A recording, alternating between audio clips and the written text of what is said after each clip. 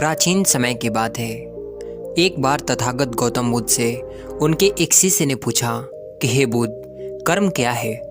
जरा विस्तार से हमें इसके बारे में बताने की कृपा करें। ये सुनकर बुद्ध कहते हैं कि कर्म क्या है, ये समझाने के लिए मैं तुम्हें एक कहानी सुनाता हूँ। इस कहानी को सुनाने के बाद तुम्हें तुम्हारे कर्मों के बारे में पता चल जाएगा। इसके बाद बुद्ध कहना शुरू करते हैं कि किसी राज्य में एक राजा राज किया करता था। एक दिन राजा निर्णय करते हैं कि आज मैं घूमने के लिए अपने प्रजा के बीच में जाता हूँ। वो अपने मंत्री को साथ लेकर अपने राज्य के बाजार में घूमने के लिए रथ पर सवार होकर निकल जाते हैं। राजा अपने राज्य की सुख समृद्धि देखकर बहुत प्रसन्न होता है।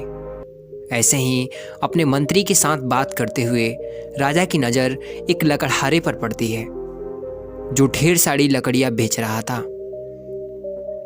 उसे गौर से देखने के बाद राजा अपने मंत्री से कहता है कि मंत्री जी, पता नहीं क्यों मेरे मन में अचानक यह ख्याल आया कि इस लकड़हारे को फांसी की सज़ा सुना दूं। राजा ये बात मंत्री को बताने के बाद इसके बारे में भूल गया और दूसरी बातों पर चर्चा करने लगा। ऐसे ही शाम तक घूमने के बाद राजा अपने महल में वापस आ जाता है, लेकिन मंत्री के मन में अब भी राजा की बोली हुई वो बात घूम रही थी। वो सोच रहा था कि राजा के मन में ऐसा ख्याल क्यों आया कि वो उस लकड़हारे को फांसी की सजा दे दे बिना कोई बात किए। ऐसा ख्याल किसी के मन में कैसे भला आ सकता है? इसी सोच विचार के कारण रात भर वो मंत्री सो नहीं पाया और सुबह उठते ही वो बाजार की तरफ निकल गया जहाँ पर वो लकड़हारा लकड़ी बेच रहा था। वहाँ पहुँचने के बाद उस मंत्री ने आसपास के लोगों से उस लकड़हारे के बारे में पूछना शुरू किया। कुछ लोगों से बात करने के बाद मंत्री को पता चला कि वो लकड़हारा अक्सर किसी से बात नहीं करता है और वो चुप रहता है और ऐसा लगता है कि वो बहुत दुखी है। लोगों से लकड़हारे के बारे में ये सब बात सुनने के बाद वो मंत्री उस लकड़हारे के पास जाता है और उससे पूछता है कि तुम इतने दुखी क्यों रहते हो? इस पर वो कहता है कि हाँ, मैं अक्सर दुखी रहता हूँ। मैं चंदन की लकड़ियाँ बेचता हूँ। अक्सर लोग मेरी दुकान में आते हैं और लकड़ियाँ देखते हैं, तारीफ भी करते हैं, लेकिन मेरी लकड़ियों को कोई खरीदता नहीं है। इसलिए मुझे इस व्यापार में घाटा ही घाटा हो रहा है और यही कारण है कि मैं किसी से ज़्यादा बात नहीं करता और अक्सर दुखी ही रहता हूँ। ये सुनने के बाद मंत्री को समझ नहीं आ रहा था कि आखिर राजा को इसे फांसी देने का ख्याल कैसे उठा। इसके बाद मंत्री उस लकड़हारे से पूछता है कि मान लो अगर तुम्हारी कोई भी लकड़ी ना बिके तो तुम क्या करोगे? ये सुनकर वह लकड़हारा गुस्से में कहता है कि मैं फिर इस राज्य के राजा के मरने का इंतजार करूंगा। जब वो मरेगा तो उसके दाह संस्कार में मैं अपनी चंदन की सारी लकड़ियां दान में दे दूंगा, जिससे दूसरे राज्य के लोगों को मेरी लकड़ियों के बारे में पता चल जाएगा और वहां से लोग मेरी लकड़ियां खरीदने के लिए आया करेंगे। ये सुनते ही मंत्री समझ गया कि आखिर राजा के मन में ये ख्याल क्यों नहीं उठा था। वहां से जाते वक्त मंत्री उस लकड़हारे से कुछ लकड़ियां खरीद लेता है और बदले में उसे कुछ मुद्राएं दे देता है, जिससे वो दुकानदार प्रसन्न हो जाता है। इसके बाद वो लकड़ियां लेकर वो मंत्री राजमहल में आता है और वो लकड़ियां राजा को भेंट करके कहता है कि हे राजन, आप जिस लकड़हारे को फांसी की सजा देने की बात कर रहे थे, उसने आपके लिए ये चंदन की लकड़ियां भेंट की है। ये सुनने के बाद राजा ने उन लकड़ियों को निरीक्षण किया। उन्होंने उन लकड़ियों को सूंघा। वो उनके खुशबू से राजा मदहोश हो गया। उसे वो खुशबू बहुत अच्छी लगी। इससे वो राजा इतना प्रसन्न हो गया कि उसने अपने मंत्री को सोने की मुद्राएं देते हुए कहा कि ये मुद्राएं तुम उस लकड़हारे को भेंट कर देना और उससे कहना कि जब भी हमारे राजमहल में चंदन की लकड़ियों की जरूरत होगी तो उसी के दुकान से लकड़ियां खरीदी जाएंगी। स्वर्ण मुद्राएं लेकर प्रसन्नतापूर्वक मंत्री राजमहल से रवाना हो जाता है। वो ये सोचकर खुश हो रहा था कि राजा के मन में पूरी तरह से ख्याल बदल चुका है। अब राजा के मन में उस लकड़हारे को फांसी देने का विचार कभी नहीं आएगा। और यही सोचते सोचते वो मंत्री उस लकड़हारे के पास पहुंच जाता है और उसे वो स्वर्ण मुद्राएं देते हुए कहता है कि ये मुद्राएं आपके लिए राजा ने भेंट में भेजी है। उन्हें आपकी चंदन की लकड़ियां बहुत पसंद आई, और जहां तक मेरा सवाल है तो मैं राजा का मंत्री हूं। पहले तो ये सुनकर वो लकड़हारा घबरा जाता है, क्योंकि उसने राजा की मरने की बद्दुआ की थी। उसने सोचा कि कहीं मंत्री ने राजा को ये बात बता ना दी हो, लेकिन मंत्री ने उसके विचार भांप लिए और उसने उसे सांत्वना दी कि उसने राजा को कुछ भी नहीं बताया है। ये सुनने के बाद वो लकड़हारा बहुत लज्जित होता है और मंत्री से माफ़ी मांगता है और कहता है कि हमारे राजा बहुत अच्छे हैं। मैं उनकी लंबी आयु के लिए भगवान से दुआ करता हूँ। ये कहानी सुनाने के बाद तथागत गौतम बुद्ध ने अपने शिष्यों से कहा कि अब तुम मुझे बताओ कि कर्म क्या है। इसका उत्तर देते हुए किसी शिष्य ने कहा कि कर्म सोच, तो किसी ने कहा कि कर्म भाव है, किसी ने कहा कि कर्म वो है जो हम करते हैं। ये सब सुनने के बाद तथागत बुद्ध ने बताया कि हमारे विचार ही हमारे कर्म होते हैं। हमें जैसे विचार आएंगे हम वैसे ही कर्म करेंगे। अक्सर हम किसी आदमी की क्रिया करने से ये तो जान लेते हैं कि उसके कर्म कैसे हैं, लेकिन हम ये कभी अनुमान नहीं लगा पाते कि वो जो कर्म कर रहा है वो उसके विचार का ही नतीजा है। ये कर्म करने के पहले उसके मन में कर्म करने का विचार उठा होगा और उसी के बाद उसने वो कर्म किया होगा। हम भी जब अक्सर कर्म करते हैं तो शारीरिक रूप से ही कर्म का आकलन करते हैं। हम कभी भी अपने विचारों का निरीक्षण नहीं करते कि उस कर्म को करने के लिए हमारे विचार कैसे पनप रहे हैं, और हम जैसे कर्म करते हैं हमें उसका फल भी वैसे ही मिलता है और हमें उसी वक्त मिलता है। कुछ लोग सोचते हैं कि अगर ये बुरे कर्म कर रहा है तो इसे इसका बुरा परिणाम अगले जन्म में मिलेगा, लेकिन ये धारणा बिल्कुल गलत है। परमात्मा कोई ऐसी व्यवस्था बना ही नहीं सकता जिससे हमें अपने पिछले जन्म के कर्मों का दंड हमें इस जन्म में भुगतने पड़े। परमात्मा कोई लेखा जोखा रखने वाला गणितज्ञ नहीं है। अब आप ये सोच रहे होंगे कि अगर हमें अपने कर्मों का फल उसी वक्त मिलता है तो हमें पता क्यों नहीं चलता। अगर आपने कभी गौर किया हो, कभी ध्यान दिया हो, तो जब आपको गुस्सा आता है तो आपका मन कितना अशांत होता है, आपके विचारों में कितनी खलबली मच जाती है, जिसकी वजह से आपको शारीरिक और मानसिक रूप से कितनी यातना सहनी पड़ती है। आदमी गुस्सा तो करता किसी और पर है, लेकिन यातना वहीं सहता है। इसी तरह कोई आदमी अच्छा काम करता है, दान दक्षिणा करता है या दूसरे की मदद करता है तो उसकी वक्त उसके मन को कितनी शांति मिलती है, उसके मन को कितना आनंद प्राप्त होता है। और ये सब ठीक उसी समय होता है जब वो कर्म कर रहा होता है। कर्म करने के बाद या कर्म करने से पहले हमें उस कर्म का फल नहीं मिल रहा था। ये कर्म का फल हमें कर्म करते वक्त ही मिल रहा था। हर क्रिया की प्रतिक्रिया होती है। जो भी कर्म करेंगे उसकी प्रतिक्रिया अभी होगी। अब आप ये सोच रहे होंगे कि किसी अच्छे व्यक्ति के जीवन में भी बहुत अच्छी सी परेशानियां क्यों आती रहती हैं।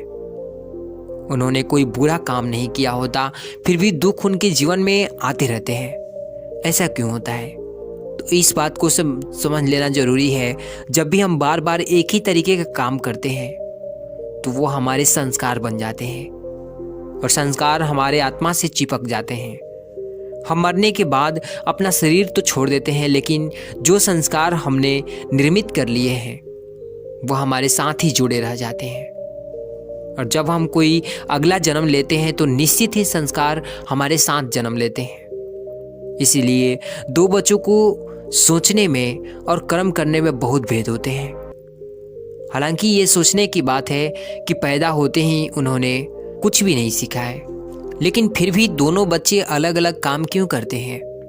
तो ये उन दोनों बच्चे को अलग अलग संस्कार होते हैं जो उनसे अलग अलग तरीके से कर्म करवाते रहते हैं, अलग अलग तरह से उनकी सोच निर्मित कर लेते हैं। कोई बच्चा पैदा होते ही गुस्सैल पैदा होता है और कोई शांत प्रकृति का पैदा होता है। तो ये सब उनके पिछले जन्मों का संस्कार होता है। इसीलिए जो संस्कार हम निर्मित करते हैं वही संस्कार हमारे साथ साथ चलते रहते हैं। जिन्हें हम पिछले जन्मों के कर्म कह देते हैं। जिस तरह बारिश के वक्त दीवार पर पानी टपकता है तो एक लकीर बन जाती है, और जब बार बार उस लकीर से पानी आता है तो वहाँ पर वे लकीर और भी पक्की हो जाती है, और अगली बार जब भी बारिश होगी तो ज़्यादा संभावना है कि पानी उसी लकीर पे बहेगा।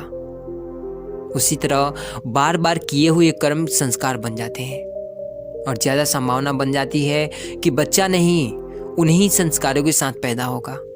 तो दोस्तों, कैसी लगी आपको यह शिक्षा और ये कहानी? अच्छी लगी हो तो वीडियो को लाइक कर देना और चैनल को सब्सक्राइब कर देना। धन्यवाद। एक बार की बात है, एक नौजवान युवक बुद्ध के पास जाता है और उनसे कहता है कि हे बुद्ध, क्या आप मेरे एक सवाल का जवाब देंगे? बुद्ध ने मुस्कुराते हुए कहा कि पूछो, क्या पूछना है? इसके बाद उस युवक ने कहा कि हे बुद्ध, मेरी उम्र अभी बहुत ज़्यादा नहीं है, लेकिन मैं बहुत परेशान रहता हूँ, बहुत दुखी रहता हूँ। मैं आपसे ये जानना चाहता हूँ कि मेरे जीवन में अभी से इतने दुख हैं, तो मेरी ज़िंदगी तो अभी बहुत बाकी है। क्या मेरे जीवन में दुख बढ़ते ही रहेंगे? क्या इन दुखों से छुटकारा पाने का कोई रास्ता नहीं है? ये सुनकर बुद्ध कहते हैं कि कहाँ है तुम्हारे दुख? मुझे तो दिखाई नहीं दे रहा। ये सुनकर वो युवक कहता है कि हे बुद्ध, दुख तो मेरे अंदर है, मेरे भीतर है, वो आपको कैसे दिखाई देंगे? ये सुनकर बुद्ध उस युवक से पूछते हैं कि क्या तुम्हें अपने दुख दिखाई देते हैं? वो युवक बुद्ध से कहता है कि हाँ बुद्ध, मैं अपने दुखों को भली भांति देख पा रहा हूँ। तब बुद्ध ने पूछा कि इन दुखों का मूल क्या है? बुद्ध में और उस युवक में चर्चा चल ही रही होती है कि तभी एक भिक्षु दौड़कर वहाँ पर आता है और तथागत बुद्ध के कानों में कुछ कहता है। फिर बुद्ध उस युवक से कहते हैं कि चलो, आज मैं तुम्हें जीवन का सत्य बता रहा हूँ, सत्य दिखा रहा हूँ, लेकिन तुम्हें मेरे साथ चलना होगा और वहाँ पर जाकर तुम्हें कुछ भी बोलना नहीं है, चुपचाप सारी बातें सुनते रहना है। इसके बाद तुम्हें अपने सभी प्रश्नों के उत्तर खुद ही मिल जाएंगे। ये कहकर बुद्ध वहाँ से चल जाते हैं और साथ में वो युवक भी उनके पीछे पीछे चल देता है। कुछ दूर चलने के बाद गौतम बुद्ध एक घर में प्रवेश करते हैं। घर में प्रवेश करने के बाद वो युवक और तथागत बुद्ध देखते हैं कि वहाँ पर बहुत सारे लोग इकट्ठे हो रखे हैं और बीच में चारपाई पर एक वृद्ध आदमी लेटा हुआ है। बुद्ध को देखते ही सभी ने उनके लिए राह बनाई और बुद्ध उस आदमी के पास उनके चारपाई पर जाकर बैठ जाते हैं। वो युवक भी पास में ही बैठ जाता है। इसके बाद वो वृद्ध आदमी जो चारपाई पर लेटा हुआ था कहना शुरू करता है कि हे बुद्ध, मैं नहीं जानता कि मेरे जीवन में कितनी सांसें अब बची है। पता नहीं किस वक्त भगवान के घर से बुलावा आ जाए। हे बुद्ध, मैं मरने से पहले अपने कुछ सवालों के जवाब चाहता हूँ। मुझे पता है उन सवालों के जवाब सिर्फ आप ही दे सकते हैं, इसलिए मैंने आपको यहाँ पर बुलाया है। इसके बाद उस वृद्ध आदमी ने कहना शुरू किया कि हे बुद्ध, अपने आखिरी वक्त में मुझे अपने बचपन के दिन बहुत याद आ रहे हैं। मैं सोच रहा हूँ कि वो भी दिन क्या थे, ना कुछ पाने की जीत, ना कुछ खोने का गम। बचपन के उन दिनों को याद करके मेरी आंखों में आंसू आ जाते हैं। मुझे लगता है कि कितनी आज़ादी थी उस समय। मेरा मन कितना खुला हुआ करता था। मन में कुछ भी पाने की इच्छा नहीं करती। जिस भी खेल में लग जाते थे उसी भी खेल में पूरे दिन लगे रहते थे। लेकिन कुछ समय बाद मैं जैसे जैसे बड़ा होने लगा, वैसे वैसे लोग मुझे जिंदगी की दौड़ में आगे निकलने के लिए कहने लगे। मेरे पिता अक्सर मुझसे कहा करते कि पढ़ाई में तुम अपने भाई जैसे क्यों नहीं हो, तुम दूसरे लोगों से पीछे क्यों रहते हो। ये सब सुन सुनकर मेरा मन बहुत बेचैन रहने लगा। लोग मुझसे बहुत ताने देते थे, क्योंकि ना तो मैं खेल में अच्छा था और ना ही मैं पढ़ाई में अच्छा था। सब लोग मुझे किसी और की तरह बनने के लिए कहते थे, और उनके तानों से तंग आकर मैं अपने जीवन में कुछ हासिल करने का निश्चय किया। मैंने अपने आप से वादा किया कि मैं जो भी अपने भाई की तरह पढ़ाई की कामयाब इंसान बनूंगा, और इसके लिए मैं दिन रात मेहनत करने में लग गया। शुरुआत में बहुत मुश्किलें आई, बहुत निराशा हाथ लगी, लेकिन मैंने हार नहीं मानी और मैंने अपने खुद का व्यापार खड़ा कर लिया। इसके बाद मुझे कुछ पाने का एहसास हुआ। मुझे बहुत खुशी हुई। जो लोग मुझे ताने देते थे वही लोग अब मेरे आगे पीछे घूमने लगे। कुछ वक्त बाद एक रईस बेटी के साथ मेरी शादी हो गई, और उसके बाद जैसे मुझे लग रहा था कि मेरा जीवन स्वर्ग बन गया हो। कुछ साल बाद मुझे 2 बेटे प्राप्त हुए। मेरे दोनों बेटे स्वस्थ और हुष्ट पुष्ट थे। मेरा मन उन मेरे बच्चों के लिए करने को उत्सुक हो गया। मैं और भी ज़्यादा धन कमाने में लग गया और जल्दी अपने नगर का सबसे बड़ा व्यापारी बन गया। सब कुछ अच्छा चल रहा था, लेकिन अनहोनी को भला कौन टाल सकता था। एक दिन अचानक मेरी पत्नी मुझे छोड़कर चल बसी। इससे मुझे बहुत गहरा आघात लगा। मैं कई दिनों तक अपने घर से बाहर नहीं निकला। मेरे बेटे मुझे हिम्मत देते कि पिताजी माताजी तो नहीं रही, जो हो चुका वो वापस नहीं आ सकता, लेकिन हम दोनों आपका हमेशा साथ देंगे, आपकी हमेशा सेवा करेंगे। आपको किसी भी बात की चिंता करने की कोई आवश्यकता नहीं है। और धीरे धीरे मैंने भी अपने मन को समझा लिया कि अब तो मुझे अपने प्रिय पत्नी के बिना ही जीना पड़ेगा। इसलिए मैंने अपना मन बेटों के साथ जोड़ लिया। उनकी खुशी में ही मेरी खुशी होती थी, उनके दुख ही में मेरा दुख होता था।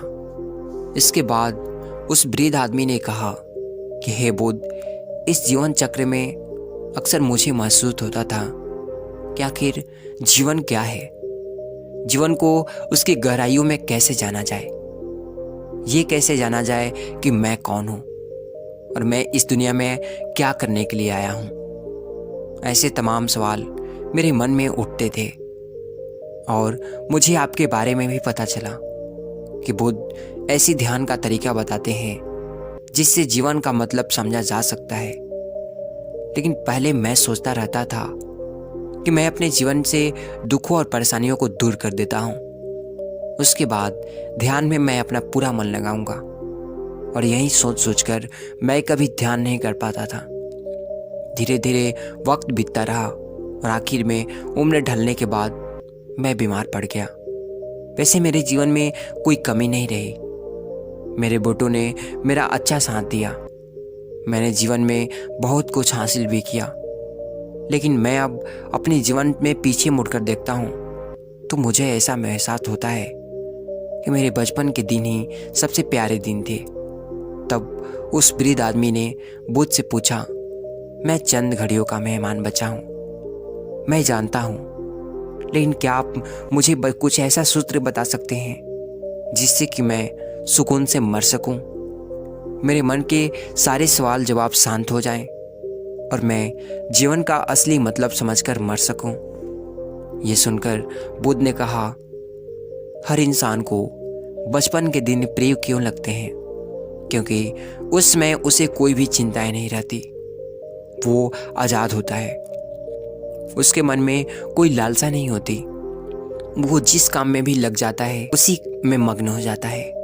लेकिन जैसे जैसे इंसान की आयु बढ़ने लगती है, वैसे वैसे उसकी इच्छाएं, उसकी कामनाएं दिन ब दिन बढ़ती जाती है, और इसलिए अक्सर इंसान भविष्य की तैयारियों में लगा रहता है और फिर अतीत के बारे में सोचता रहता है, और वो वर्तमान में जीना ही भूल जाता है। और वहीं अगर हम किसी छोटे बच्चे को देखें तो उसके लिए कोई भविष्य या कोई अतीत नहीं होता, उसके लिए बस वर्तमान होता है, और इसीलिए वो वर्तमान में पूरा आनंदित होकर रहता है। तुमने अपना पूरा जीवन कामयाबी हो, अपने बेटों, अपनी पत्नी और अपने भविष्य की योजनाओं में बिता दिया और तुम हमेशा यही सोचते रहे कि पहले मैं अपने जीवन को व्यवस्थित कर लेता हूँ और उसके बाद सत्य की खोज करूँगा, उसके बाद ध्यान करूँगा। लेकिन हम ये भूल जाते हैं कि कल कभी नहीं आता, भविष्य की योजनाएं कभी पूरी नहीं होती। जब एक योजना पूरी होती है तो हमारा मन दूसरी योजनाएं बना लेता है और इस प्रकार जीवन चक्र चलता रहता है। और जब आखिरी समय में मृत्यु सैया पर लेटी हुई है तो तुम्हें एहसास हो रहा है कि मैंने जीवन में कुछ भी हासिल नहीं किया। अब तुम्हें लग रहा है कि मैंने जीवन में जो कुछ भी किया उसमें से एक सुई भी तुम अपने साथ नहीं ले जा सकते। अगर यही बात तुम उस वक्त समझ लेते तो मृत्यु कभी निश्चित होकर नहीं आती, वो तो कभी भी आ सकती है। अगर ये बात उस वक्त तुम्हारा मन समझ लेता तो तुम उसी वक्त ध्यान और सत्य की खोज में लग जाते। तुम कुछ ऐसी चीज खोज करने की कोशिश करते जो तुम्हारे साथ जा सके, जो तुम्हें परिपूर्णता से मरने का मार्ग दिखा सके। उस वृद्ध आदमी ने हाथ जोड़कर बुद्ध से कहा कि हे बुद्ध, ये तो मैं जानता हूँ कि मुझसे गलतियाँ हुई है, मैंने अपने जीवन को सार्थक रूप से जिया ही नहीं और इस बात का मुझे बहुत गहरे में एहसास हो चुका है। लेकिन मैं आपसे फिर से वही सूत्र जानना चाहता हूँ कि जो किया मैं अभी परिपूर्णता के साथ नहीं हूँ, क्या मुझे कोई सत्य की झलक नहीं मिल सकती? ये सुनकर बुद्ध ने उस आदमी का हाथ सहलाते हुए कहा, अब तो जीवन में एक ही सूत्र समझने लायक है और वो सूत्र है कि तुमने जीवन में जो भी पाया है या खोया, जो कुछ भी खोया वो सब यहीं पर छोड़कर चले जाओ। उसे अपने मन के साथ जोड़कर मत ले जाओ। अपने मन में ये भाव करके जाओ कि तुमने अपने जीवन में बहुत कुछ सीख लिया और वास्तविकता में तुमने अपने जीवन में बहुत प्रगति की है, क्योंकि तुमने ये जान लिया है कि जीवन में कुछ सार्थक नहीं है और ये जानना भी बहुत बड़ी उपलब्धि है। लोग जीवन भर जीते हैं और जीते जीते मर जाते हैं, लेकिन उन्हें जीवन की निरर्थकता के बारे में कोई पता ही नहीं चल पाता। इसलिए अभी अपने मन से सारे सवाल को गिरा दो और ये भाव पैदा करो कि जीवन में जो कुछ भी जानने जैसा था वो मैंने जान लिया है और अब जीवन में कुछ भी जानने जैसा कुछ नहीं बचा है। जब तुम इस भाव, इस बोध से भर जाओगे तो तुम बिल्कुल खाली होकर मृत्यु को प्राप्त हो जाओगे और वास्तविकता में यही मरने की कला होती है। हमने जीवन में जो कुछ भी पाया, जो कुछ भी खोया, वो इसी दुनिया का था और वो इसी पर रह जाएगा। हमारे साथ कुछ भी नहीं जाएगा, हम खाली जाएंगे, हम बिल्कुल खाली जाएंगे। और जो लोग अपने मन से बिल्कुल खाली होकर जाते हैं, वास्तव में उनके अंदर ज्ञान का दीपक जल जाता है और वो आगे चलकर दूसरे जन्मों में निर्वाण की स्थिति को प्राप्त कर सकते हैं। लेकिन उससे पहले तुम्हें इस जीवन के निरर्थकता को समझना पड़ेगा। यहाँ पर कुछ भी पाना या कुछ भी खोना कोई मायने नहीं रखता। उसके बाद बहुत देर तक उस वृद्ध ने कोई सवाल नहीं पूछा और वो मुस्कुराते हुए मृत्यु को प्राप्त हो गया। इसके बाद बुद्ध ने उस नौजवान युवक से पूछा, क्या तुम्हें अपने सवालों के जवाब मिले और मिले तो तुम्हें क्या जवाब मिले, सभी को बताओ। उस युवक ने कहा कि बुद्ध, मुझे अपने सवालों के जवाब मिल गए हैं। इस वृद्ध आदमी के जीवन चक्र से मैं समझ गया हूँ कि जीवन में कुछ भी ऐसा पाने जैसा नहीं होता। सुख हो या दुख हो, सब कुछ यहीं पर रह जाता है और हम अगर इसी चक्र में फंसे रह जाएंगे तो जीवन के सत्य को कभी भी नहीं जान पाएंगे। इसलिए जीवन में सुख दुख तो चलते ही रहेंगे, इसके साथ साथ चलते चलते हुए भी हमें सत्य की खोज करनी पड़ेगी। लेकिन बुद्ध, मेरे मन में अभी भी एक ख्याल बाकी है जिसका जवाब जानना सबके लिए बहुत ज़्यादा ज़रूरी है। मेरा सवाल है कि मैं ध्यान की यात्रा करने के लिए बहुत प्रेरित हुआ हूँ, लेकिन मुझे कोई भी मार्ग नहीं पता। ध्यान कैसे किया जाता है? बुद्ध ने कहा कि ध्यान की सभी प्रक्रियाएं तुम्हें होश में लाने के लिए ही बनी है, तुम्हें वर्तमान में लाने के लिए ही बनी है। अगर तुम किसी भी काम को पूरी उपस्थिति के साथ, पूरे एकाग्र भाव से, अपने आप को पूरी तरह से इकट्ठा करके कर सकते हो तो तुम ध्यान में ही होते हो, लेकिन हमारा ध्यान इधर उधर भटकता रहता है। अपना काम करते करते वर्तमान में रहने के लिए मैं तुम्हें एक छोटी सी विधि बताता हूँ, जिसके जरिए तुम अपना काम भी कर सकते हो और अकेले ध्यान भी कर सकते हो। जब भी तुम चलते फिरते हो, उठते बैठते हो, अपनी सांसों पर ध्यान लगाना शुरू कर दो। सांस किस नाक से आ रही है, किस नाक से जा रही है, किस नाक से टकरा रही है, सिर्फ तुम उसके साक्षी भर हो जाओ। सिर्फ तुम उसको देखते रहो।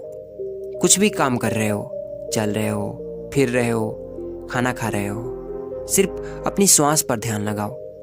और ये करते वक्त तुम्हें महसूस होगा कि तुम्हारा दिमाग, तुम्हारा विचार तुम्हें इधर उधर ले जाते हैं, लेकिन थोड़ी देर बाद तुम्हें होश आएगा कि तुम्हें अपनी सांसों पर ध्यान लगाना है और तुम्हारा ध्यान फिर से सांसों पर टिक जाएगा।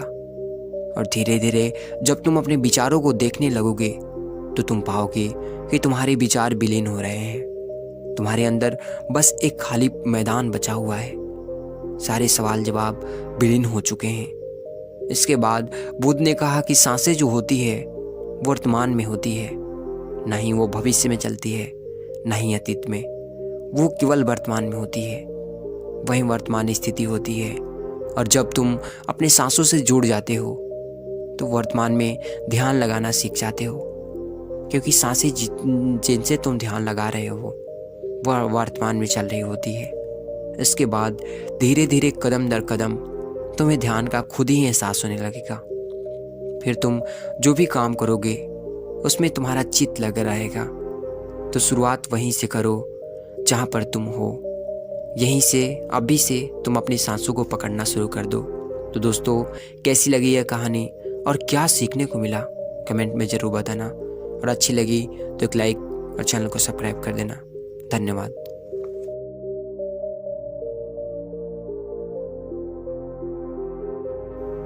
बहुत समय पहले की बात है। एक नगर में एक व्यक्ति रहता था। वो बहुत दुखी था।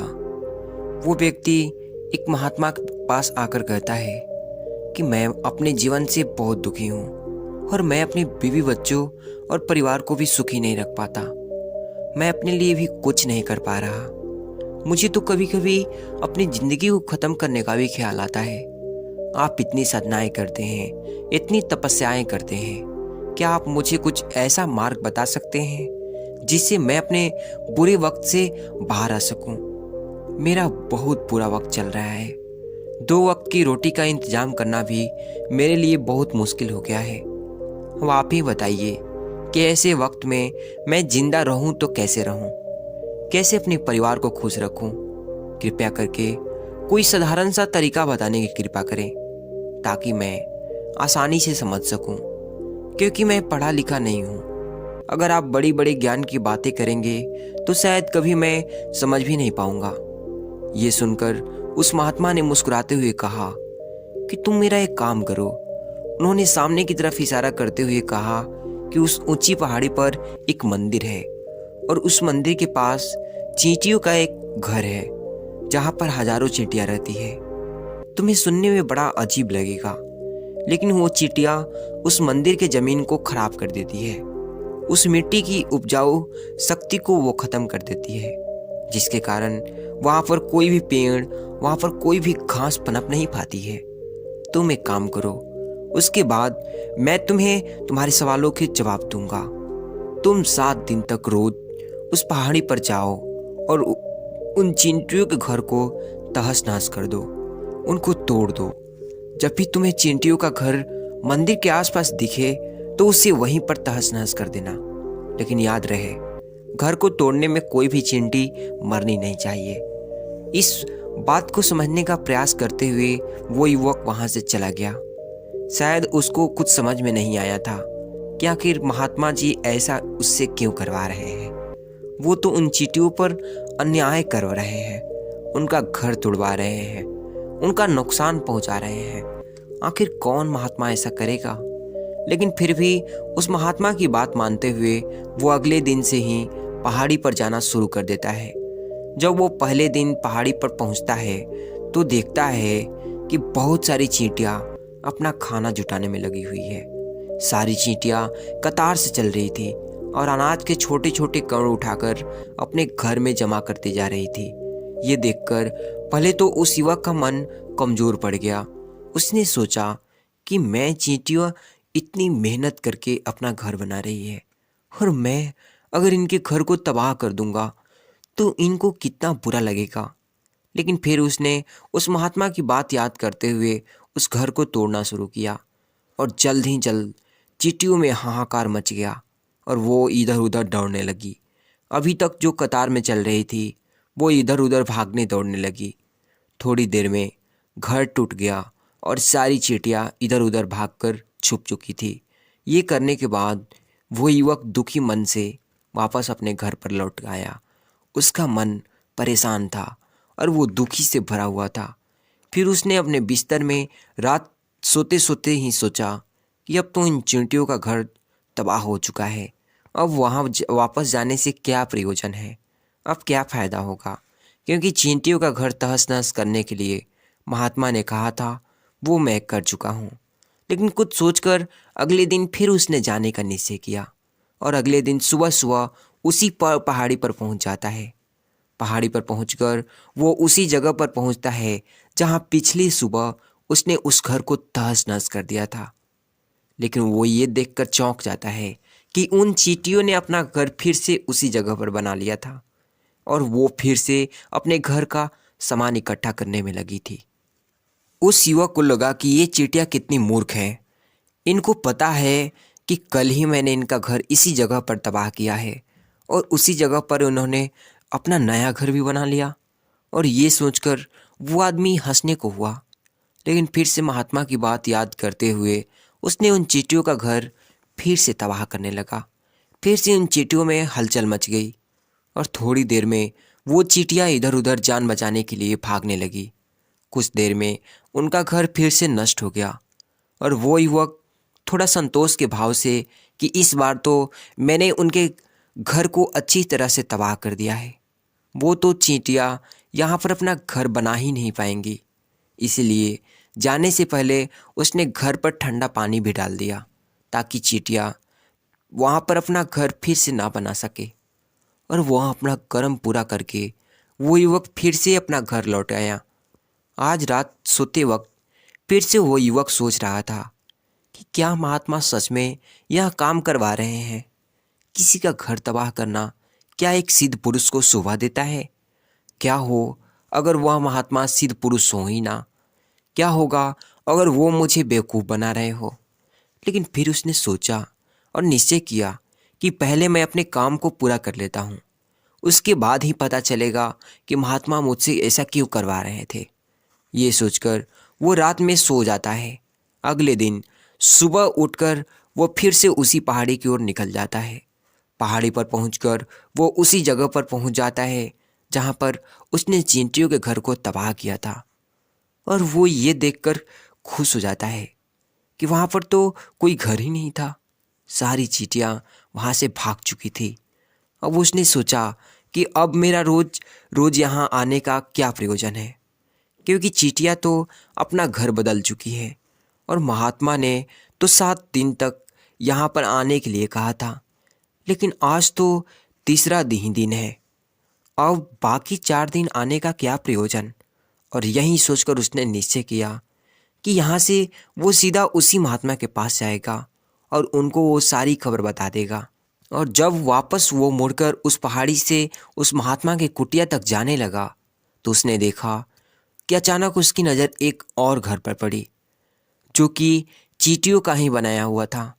मतलब कि वो घरौंदा चींटियों ने ही बनाया था और वो चींटियां अब नए घर में पास कर चुकी थी। ये नया घर उनके पुराने घर से थोड़ी ही दूरी पर था।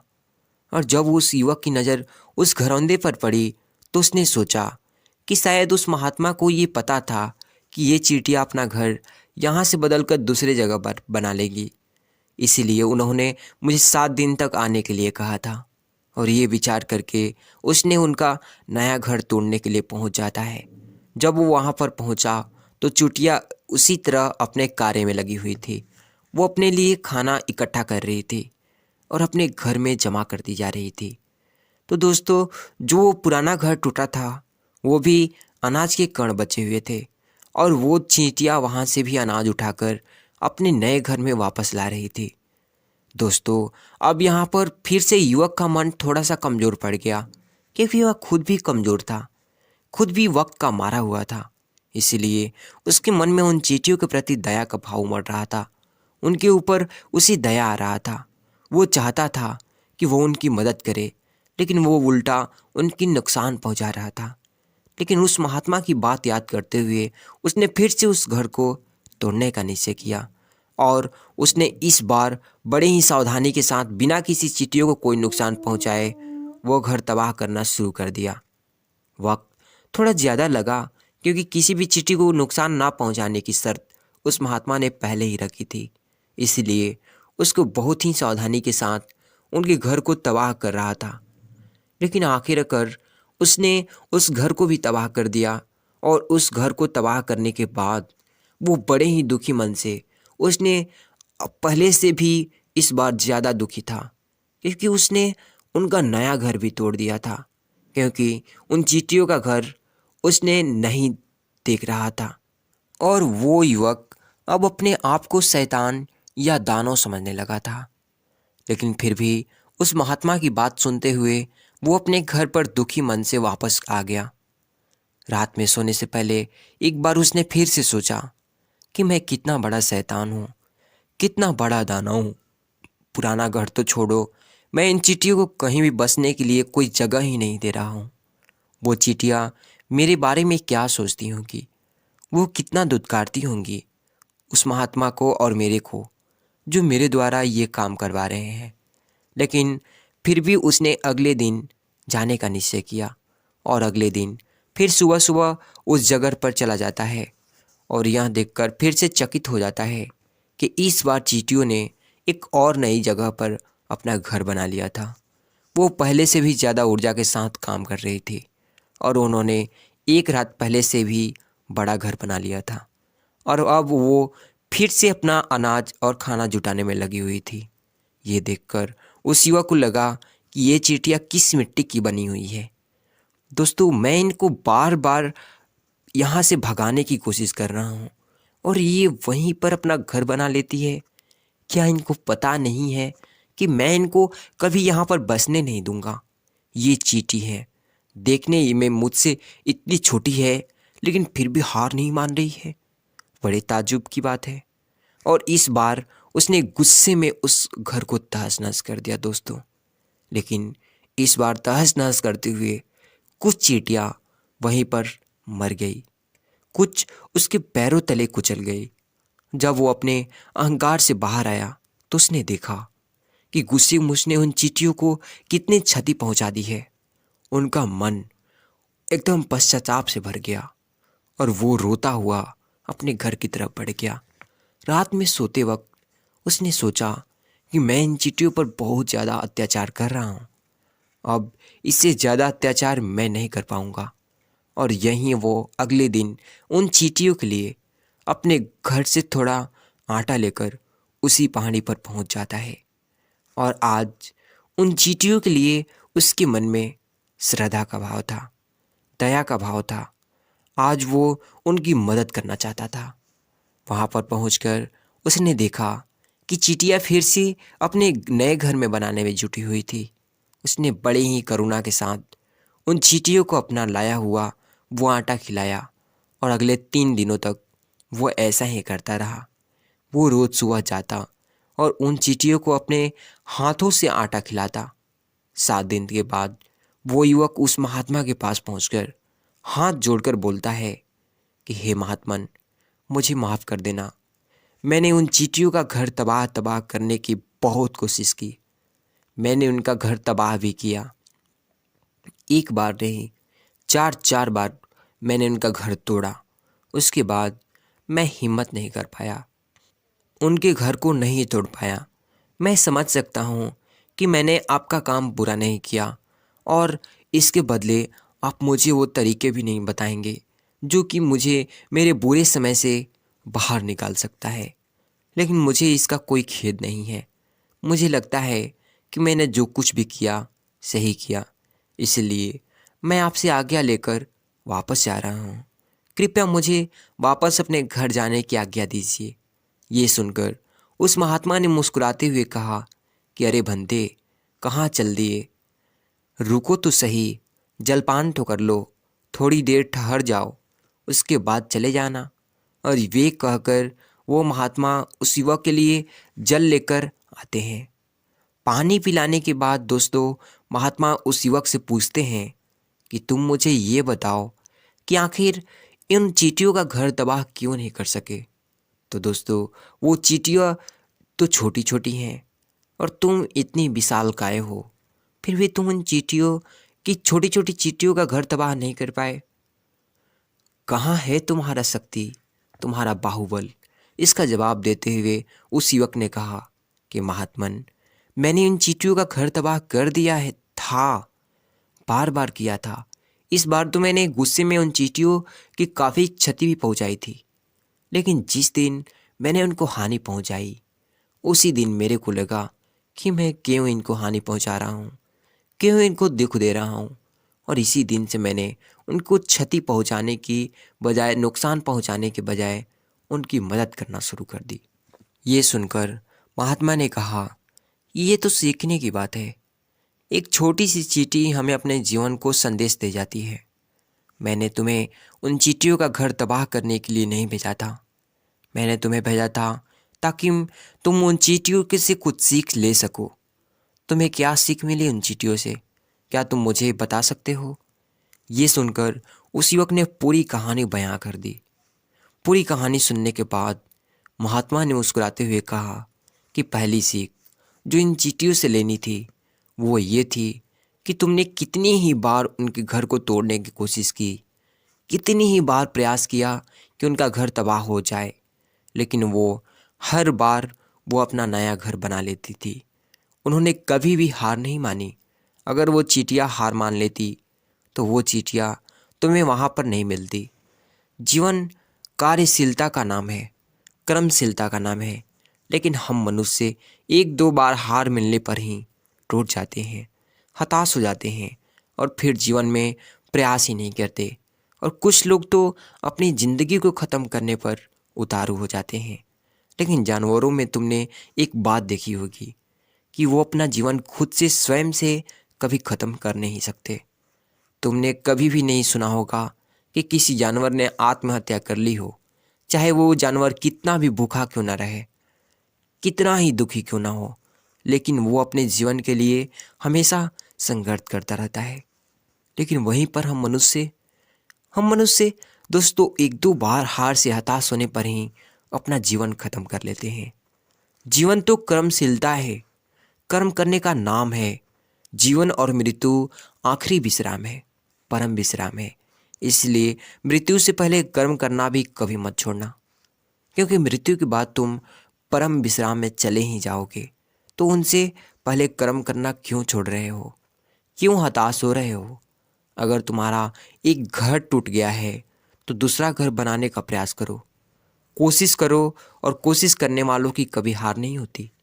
ये तुम उन चींटियों से देख चुके हो।